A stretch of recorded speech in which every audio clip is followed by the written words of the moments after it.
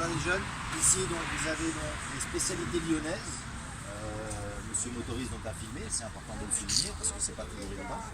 Donc les spécialités, donc ici vous allez avoir du chèvre, du fromage de chèvre. On va avoir du chèvre frais et bien entendu, plus on va le laisser vieillir, plus il va changer de forme, de texture et de goût. Il va sécher, donc il n'aura pas du tout les mêmes textures. Vous allez avoir du chèvre sec, qui va devenir très sec comme vous avez ici, voilà. Il aura bien vieilli. L'affinage, vous êtes sur combien de... Aucune idée. Aucune idée. Bon, on va dire qu'il y a déjà quelques mois. Quelques mois, oui. Quelques Après, mois. Comme ça tourne. Voilà, comme ça tourne, c'est difficile à dire, mais on est au moins sur quelques mois.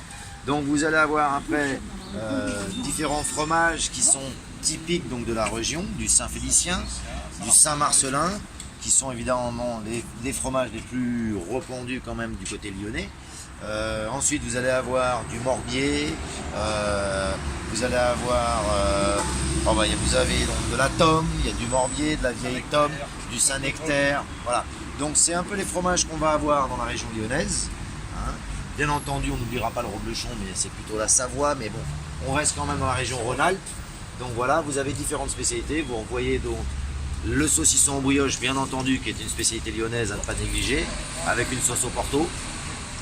Ensuite, vous allez avoir différentes spécialités qui ont été préparées. Donc, vous allez avoir de nouveau des figues. Tout à l'heure, vous aviez des figues violettes. Là, maintenant, vous avez des figues vertes.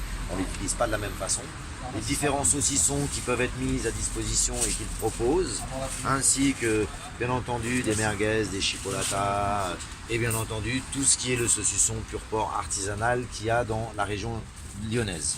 Avec, comme vous pouvez le voir, bien entendu, la saucisse de Morteau, du Beaufort, la saucisse au Beaufort, la saucisse de sanglier, la saucisse de canard, etc.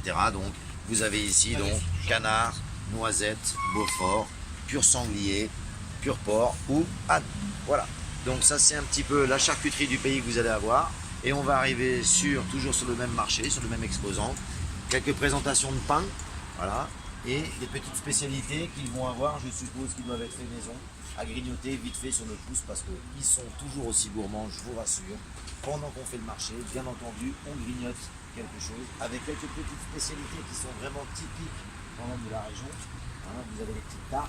Alors les petites tartes, on va avoir un fondant au chocolat, les tartes au caramel et bien entendu la spécialité, la plus grande spécialité, ça reste la tarte au praliné. Voilà, praliné rose. Donc c'est une chose qu'on pourra faire avec vous, bien entendu, au Brésil pour la fête de la gastronomie française. Merci beaucoup monsieur.